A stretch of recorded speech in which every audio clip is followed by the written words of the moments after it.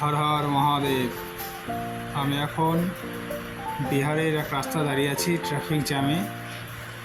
মহাকুম্ভের উদ্দেশ্যে রওনা দিয়েছি। 2025 সালের যে মহাকুম্ভ শুরু হয়েছে প্রয়াগরাজে, তার উদ্দেশ্যে যাত্রা শুরু করেছি। 144 বছর পর যে মহাকুম্ভ আয়োজন হয়েছে, সেই মহাকুম্ভে যাওয়ার পথে বিহারে কিছু দেখার জায়গা রয়েছে। যেহেতু বৌদ্ধগয়া সেটা আমাদের ধর্মের নয়, এটা বৌদ্ধ ধর্মের, তা আমরা একবার দেখে নিলাম। যেহেতু আমাদের ভারতের মধ্যে রয়েছে, গৌতম বুদ্ধ নেপাল থেকে এসে আমাদের এই বিহারে সাধনা করে মোক্ষ লাভ করেছিল। সেই জায়গার নাম বোধিবৃক্ষ বা বৌদ্ধগয়া।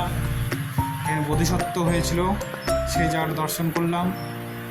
তার সামনে প্রচুর ভিড়, অনেক সিকিউরিটি, অনেক চেকিংয়ের পর ঢুকতে দেয়।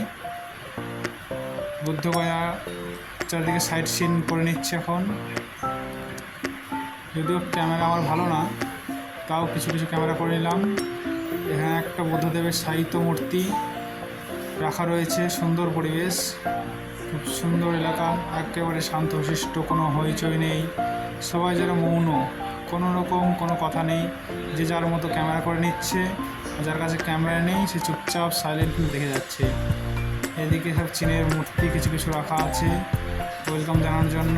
সুন্দর একটা মূর্তি, অনেকটা বড়, অনেক বড়। সেই জায়গায় একটা ছবি তুলে নিলাম।